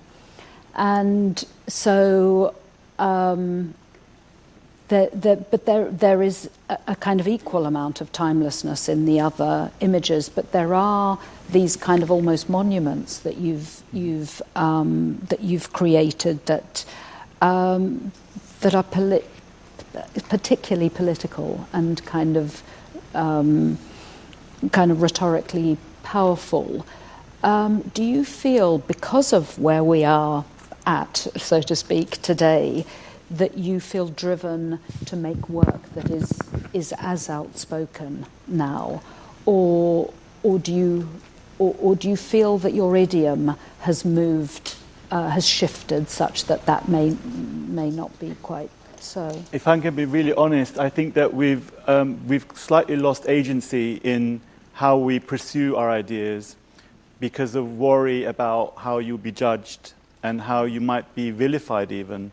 So we are in a different era now that I do feel like if I wanted to make a statement, I have to be very careful in how I make that statement. Whereas in the past, I felt more free. So for instance, like in my collection with the chadors, I don't feel comfortable showing that because I can get a fatwa. Yeah. And that idea was nothing to... there was definitely there's many ideas behind the idea, but like I don't feel I have the agency to make a lot of decisions now based on the environment we live in, and also social media and all of that, and how words could be misinterpreted, how you could be even what we say now could be recreated by AI and twisted and whatever. Yeah. So I feel like, no, I don't feel I have that same sense of freedom.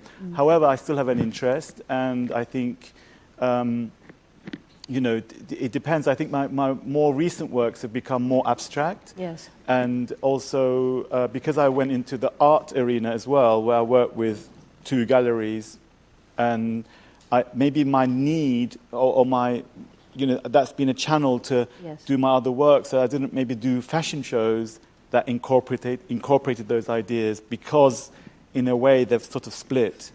But very much connected. When I do a museum show, they all come together again, if you know what I mean. So that's where I am, I think. Yeah, I understand. Yeah, that's amazing. Thank you so much for the talk. It's been very inspirational. My name is Jada. I'm right here. Hello. I study critical process of fashion media.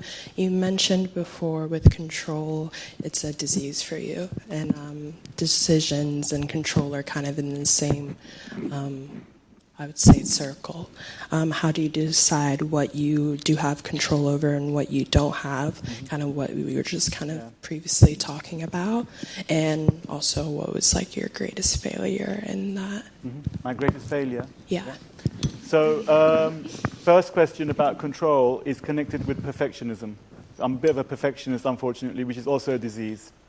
So and I don't rest until I feel something is perfect in my mind, because perfection is also how you perceive perfection. Your idea of perfect might not be mine, and vice versa.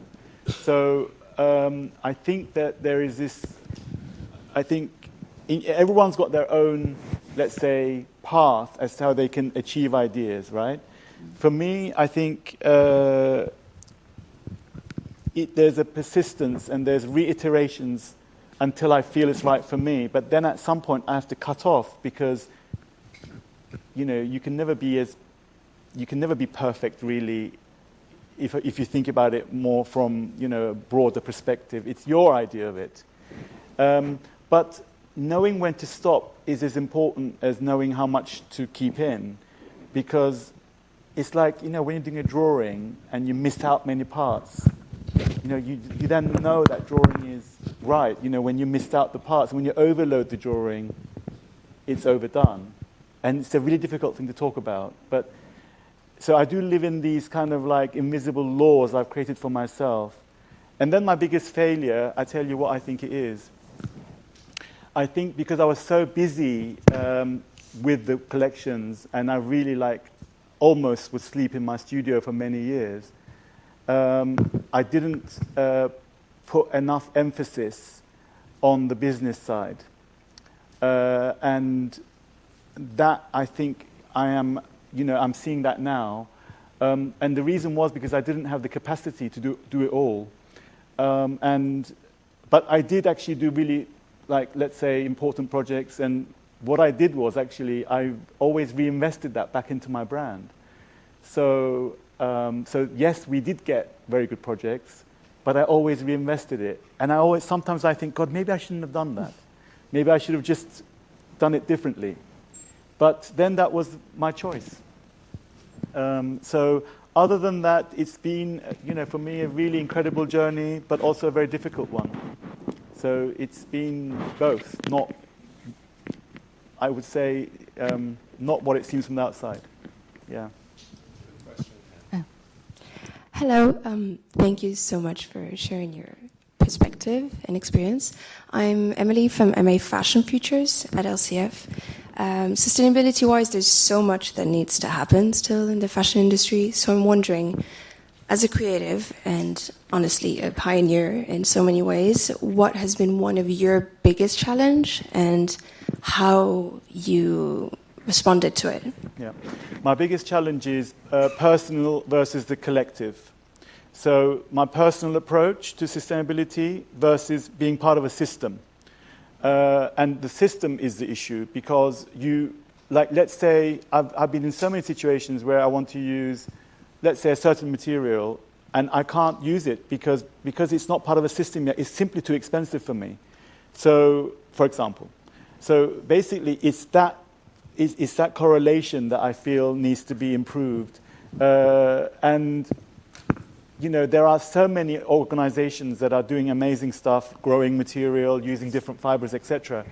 But they're all bubbles at the moment. I think there needs to be much more of a unifying, structure enforcing, let's say, strategy that people can really benefit from as a whole. I think this is the biggest issue I'm having. And then so lots of the students that I'm working with who are going to get jobs, also like, where's Berlin? I don't live in Berlin, I teach there, but let's say lots of companies in Berlin are having a sustainable approach, but then a lot of them fade away because they, again, their operations get too expensive. So I think this is the issue that we're having, but I think it's going to happen. It will happen because that, as long as governments start to harness this issue, that's when you see big differences, and you will see big differences. I think it will get there. It's just taking its time. But there are other ways to be sustainable as well. It's not only the production, like we said, timeless design, using technology. There are other ways. Hello, my name's Sanjana. I'm MA Women's Wear student at LCF.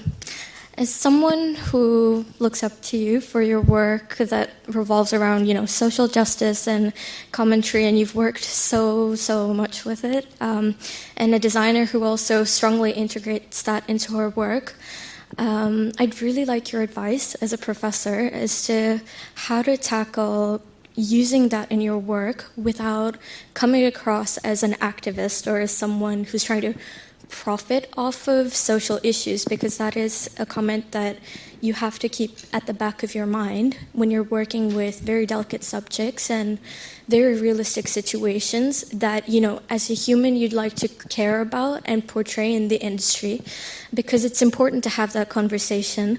So I'd love your advice on that. Yes. So there's nothing wrong with activism, depends on how you do it. And also, there are people that can benefit from it. Again, depending on how they pursue it. If it's unethical, of course, is to be judged. But I think for me, it was just my way of being. I never really calculated or thought about how it would come across honestly. I just did it because it was just so natural to me. And, since we were children, we were always in very political discussions because of where I'm from. I think because of where I'm from and what happened there, these subject matters are very alive, and then you become more politicized anyway because you are already used to that from a young age. This is, I think, is to do with my background. So everyone in Cyprus, where I'm from, we're always talking, what is going to happen to this island? Oh my God, what is going to happen? All the youngsters, what is going to happen? It's a divided island. And so basically, I think it's part of my being. Yeah. So I never thought about how I can benefit from it or anything.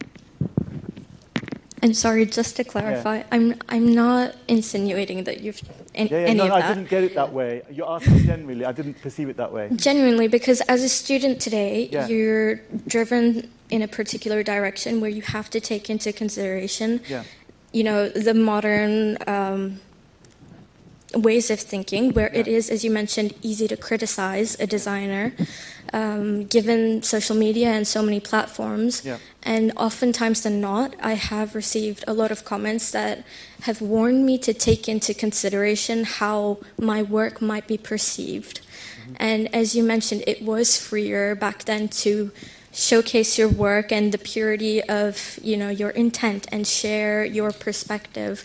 So I really wanted your opinion, so thank you so much. Thank you to you. Hello, my name is Sheva, and my question is about curiosity. Curiosity is the fuel of life, but it can also be a big pain, because when you have so much you want to do, but you don't know how to do most of it, how do you make time for all of your curiosities, because you are an interdisciplinary artist? And was there ever a curiosity that you never got to explore? Look, I'm 54, okay? So I still don't feel that old, so I have got some time ahead. But no, I feel quite lucky in some cases, but I've created it myself. I feel quite lucky that I was able to pursue lots of ideas that seemed impossible. And then I felt if I can achieve at least 70% of that, that was still a success for me. But honestly, so many projects we did could have completely gone wrong. seriously, things could have broken down. And no, there hasn't been anything that I haven't done that so far, but I'm still ongoing. So, but I think curiosity is a gift. Not everyone has it, you know, and not everyone, you can't force it onto people. Somehow you're born with it, and if you have a small amount, maybe you could be helped how to grow it. But it is a really difficult subject because curiosity doesn't mean automatic talent either, does it? Because it's just, you could be curious about many things. You could be curious about other people's lives, but not necessarily creatively. So there's different types of curiosity. So no, I feel generally quite lucky in my case. But that word lucky is also a tricky word because I think you kind of create your own luck. You have a bit of luck. Maybe people don't like you or they like you. Maybe luck comes from being liked or not liked, maybe, because it's something you can't control. But I feel, quite content in that sense. Yeah. Hello. There's one down here as well. Oh. Hello. Oh, there you are. Yeah. Hello, I'm Alvin, and to be honest, I really appreciate your work and all the effort you put in. And I can understand, like, sometimes myself, I'm like a bit of workaholic and perfectionist as well. But then when I spend a lot of time doing my work and only sleep for like a few hours, I feel like there is never an end to my project. Just like you can keep develop ideas. I just wondering, like, do you have any like work-life balance, and how would you suggest students to balance your life? I do. Yes, I do. I think that for me, my 21-year relationship is my biggest balance. Because I think, you know, if you have someone in your life like that, not to say that if you're single, you won't have a happy life, but I think in my case, with being on such a difficult journey, having a kind of a life partner for this long, I feel has really made a big difference for me. It means I can then share more with that person and do many things with this person. That, in my case, that's been my savior. I think I would have found it much more difficult on my own because of the type of journey I went on. Yeah, I would say. But everyone has, you know, but friendship could be the same. You know, having amazing friends around you and family and people that really support you with whatever you're doing makes a big difference. Like, so many designers are successful because they have got a support system. And their families even help them out, and their friends come and help, or you have a brother that's your CEO or whatever.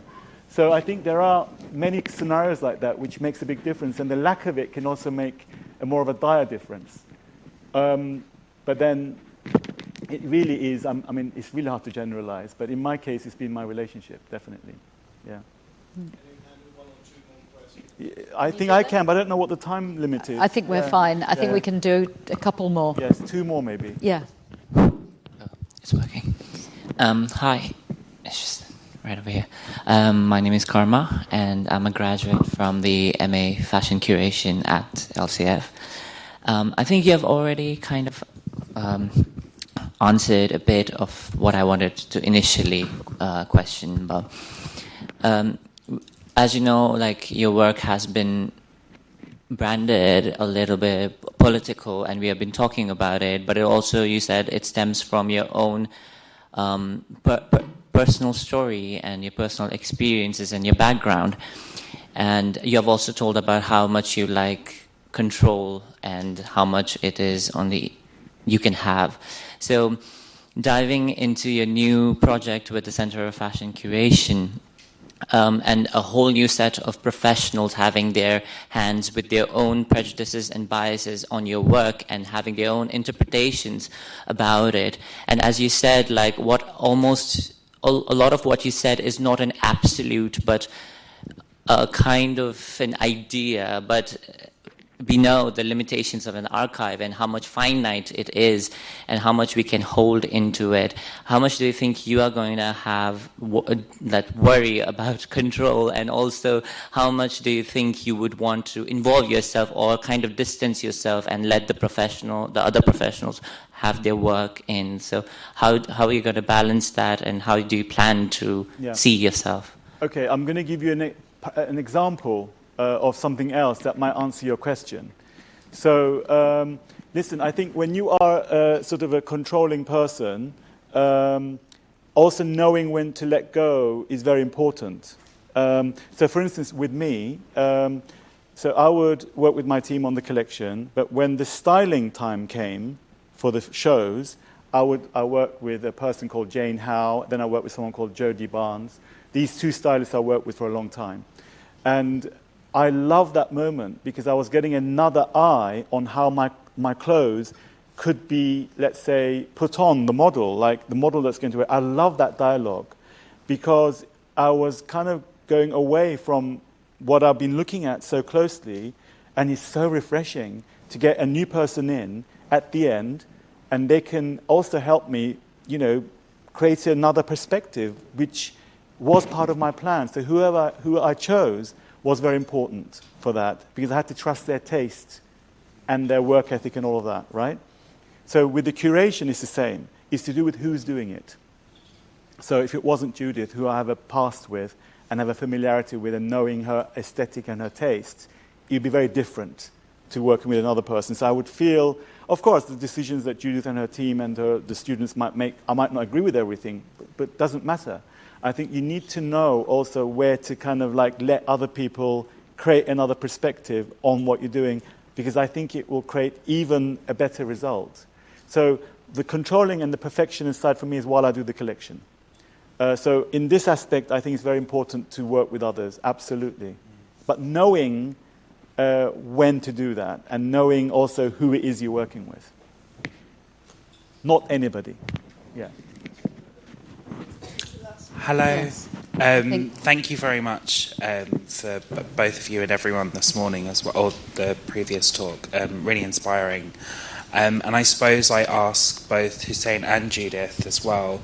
I know it's day one, but also feeding off some other questions of this idea of constraint, but then you're also having to archive everything. I suppose I'm kind of questioning, how do you approach that? Is it going to be approached in a traditional way of an archive? Because it seems like with your work it almost can't be traditional. And to kind of get it in some sort of order, but are you open for that order to maybe change and develop over the years, or more so allow it to be as it is, and maybe for students or researchers to kind of find the stories within your garments and the constraints, shall we say? Sorry. I feared you might do that. Yeah. I think we don't have the answers for you today. I think there is a huge affection and trust between us, and that is the best possible conditions for work and collaboration. So, that I think when anyone enters into a collaborative project, if you don't have that, you're really taking a kind of a much greater risk that you may decide to take, but it's slightly more hair-raising. I think that this comes from a long period of having conversations, and so there's affection and trust. I mean, I feel privileged because Hussen has entrusted me with things in the past. It may be a text, it may be a lecture, it may be an account of an exhibition, it may be something else. But nevertheless, there have been rehearsals in a way, and I think he knows the kind of regard and respect I have and have in future. For his project and the breadth of his work, and I share that very closely with with the team. So I think there's a kind of fertile ground for this, a desire from our side, and also getting back to the key word of the afternoon, which is the responsibility, a huge sense of responsibility to the cultural importance of Hussein's work. And just the only thing is for us is to try and open up our discipline sufficiently to do it justice. That's our position, and the position to talk about it, you know, to not just sort of go, okay, this is what's going to happen. That's not going to be. It's going to be a conversation. Thank you. I think that was a good answer. Yeah, no, definitely. Thank you. Yeah. Thank you so much. Saul wanted to ask something, but I don't know if he still does. You said in your email you wanted to ask something. So I think, Saul, I think you should ask the last question. I think it's actually Saul's and Day were in collaboration with Iuav, and so I think the last question should come from them. Gabriele. It's coming. But I'll try to be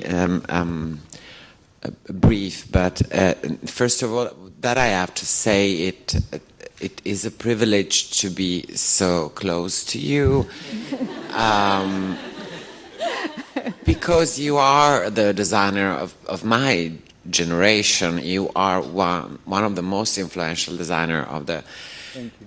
And many of us studied fashion, and I would say, and that's very important to me, not as a designer, I cannot do anything, but from a cultural point of view, a conceptual point of view, a theoretical point of view, and just because we love the narratives and the stories and the commentary that fashion was able to achieve and is still able to achieve, and so it's a great privilege to listen to you. And I'm just, I don't know if it's not an answer, more something I'm putting on the table due to the possibility of working on your archive. There is, I think that what Judith said about the idea of conversation is beautiful, because there are so many things that I cannot in this moment imagine how to archive in the work you're doing and you have done.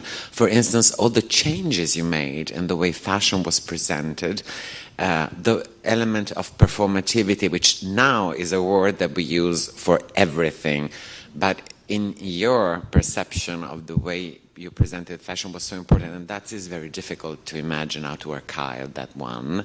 And so that's, I think, a challenge that I think gives us a lot of thought for the discipline of archiving and curating, and again, it comes from you. And the other thing I would like to ask you is if the profound and deep sense of attention and responsibility that one grasps through your words when you talk about what you do is also one of the reasons why you decided to start teaching and mentoring, because I think that's an unusual way of thinking of giving somebody else your knowledge and transmitting it or helping them.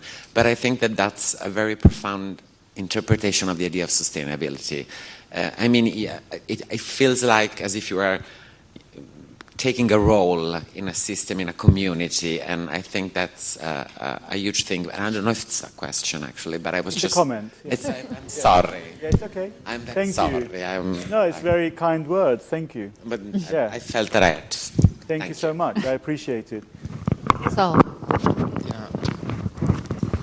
So probably the last question.